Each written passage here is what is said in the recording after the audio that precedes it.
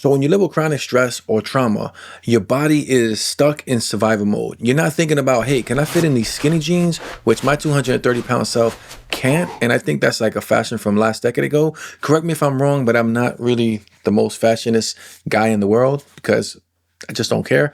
But beside my own personal style preferences, your body is focusing on not dying as opposed to thriving. And hence, when you have trauma, CPTSD, it's extremely hard to keep your weight stable and or try to lose weight. Now, I know we all heard the advice from the fitness gurus out there that says, yo, calories in, calories out, bro. Yeah. Thanks, Chad. I really appreciate that. But here's the thing. When you're traumatized, your nervous system really doesn't give a shit about that. The math lesson is just totally out of whack, and it's an emotional ambush on your mind and your nervous system. So when you have CPTSD, your body is entirely running on a whole different script than the average normal person, right? Because you experience so much trauma as a kid in a domestic violence situation. You've been held captive. You've been in all types of prolonged abusive situations where now your body and your nervous system and your mind think that you always have to survive. You have to show up in the world in order just to survive, not to live in the world, not to feel pleasure, not to be happy, but just to keep yourself safe. So you heard me say it time and time again, when you have chronic trauma, right? Chronic stress, it activates the amygdala, which is overreactive and is the fear center part of your brain. So you walk in the room, instead of saying, hey, how's it going? You're just like, yeah, I can't trust anyone. I got to size everyone up.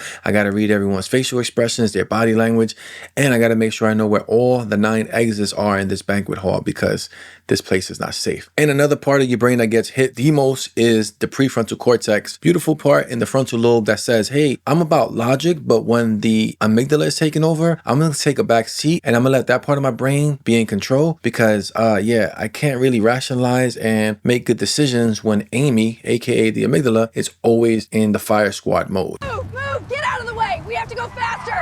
Oh God, we almost hit that one.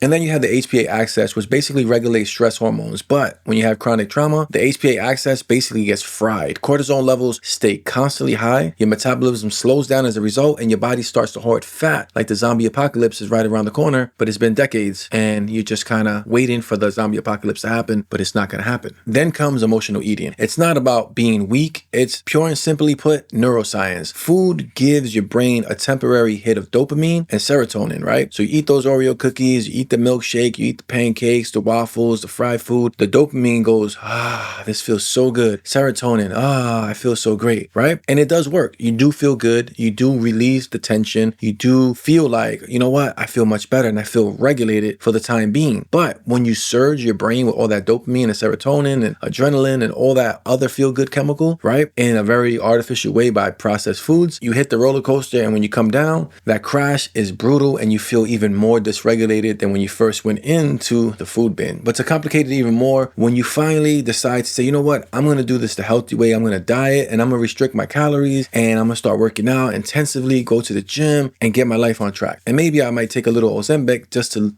give me a boost. That restriction initially, it feels like you're depriving yourself even more. And deprivation feels like abuse from your past. So your brain goes, yeah, we're not ready to do this again. So I'm going to just keep the hunger hormones on haywire. So I'm not going to let you achieve this fitness goal. Even if you take a fat pill and I lose 100 pounds, as soon as I stop taking that fat pill, I'm going to gain all that weight back because I haven't addressed the underlying trauma. Okay, Joe, so what the freak do we do now? Well, here's the thing. You have to retrain your nervous system, your mind, and your body to think that peace and calmness and wellness is not danger. Because when you're so used to overeating, eating junk food, well, your body gets addicted to those chemicals. And so you have to teach yourself and your nervous system that, hey, it's okay to relax. It's okay to have a healthy diet without thinking this is the end of the world and we don't have to binge eat 900 Oreo cookies. Guilty. So a big step is regulation before restriction. You cannot out-discipline a dysregulated nervous system. If your nervous system is constantly triggered, every diet will feel like a punishment and not like healing. So the way you go about it is by start building body safety first. Slow your breathing down, right?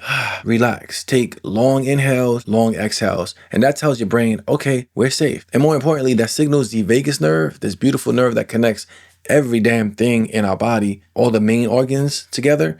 It says, hey, we're safe. and we can relax now. And then you have things like grounding, right? You feel your feet on the floor, you feel your butt on the seat, you notice your environment without judging it, and you say, okay, I'm in a safe space, I can relax, things are cool. Movement also helps as well. Yoga, walking, dancing in the kitchen like no one's watching, because honestly, no one should be watching you in your kitchen. And if they are watching you in your kitchen, yeah, that's probably not a good thing. You should probably want to get some shades or call the cops. And what this is doing is retraining your system over time to say, hey, these movements, this breath work, this groundwork, this positive association is safe. And I can reprogram my nervous system and my brain by doing these kind of activities. Next is consistency. Your nervous system doesn't just trust sudden changes, right?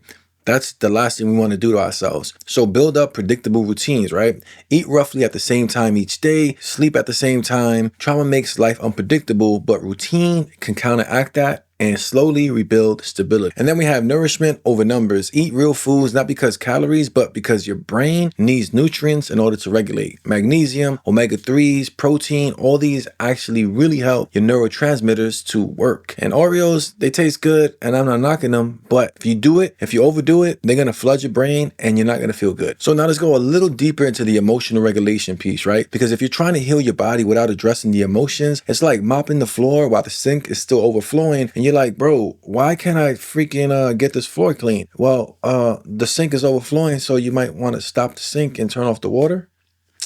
Just an idea. So how do I process the feelings that my body's been storing, Joe? Great question. So one way to do that is therapy, journaling, somatic work, and just crying in the car to some really good music, because I love to cry. I always used to be a fighter. That was my big fight trauma response. Now, if I let myself get sad and I cry, oh man, I ugly cry like no one's business. But that's fine, because that helps me regulate my system and get in touch with sadness as opposed to always trying to fight something. Plus, I'm getting kind of old and my hands hurt.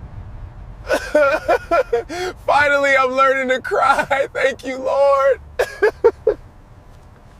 So each time you regulate, instead of suppressing those emotions, you're sending a body signal to your brain and your nervous system, and it goes, hey, we're not in danger anymore. And that's the true healing that your metabolism needs, and your mind and your body and everything in between. So here's the big part, right? Once your body starts to trust that this thing is real, right? Your stress hormones drop, digestion improves, and your metabolism actually wakes the fuck up. And it goes, hey, we can stop craving chaos. And so you stop needing foods in order to self-soothe, because your nervous system finally has a way to calm itself down. Thank you, nervous system. And so a good way to think about it is that your weight is starting to balance, but not because you forced it to do it, right? But because your body no longer sees it as an armor in order to protect itself. In essence, your body has never been the enemy, right? It's been the security guard just doing overtime because you don't feel safe. It didn't betray you. It did exactly what it was meant to do, and that was to protect you. So you have to convince it that, hey, the war is over. We can chill out, man. Nervous system, we don't have to eat 900 graham crackers and Oreo cookies just to feel safe and then feel like shit afterward. So the next time someone says, yo, bro, just hit the gym, man, you're just not trying hard enough, and you're trying to get off that body fat, say to them, hey, bro, I got decades of trying to reprogram a survival condition called, you don't know what the fuck you're talking about. This is called complex trauma. Don't say that to them, but just say, hey, I'm just working on myself now, bro.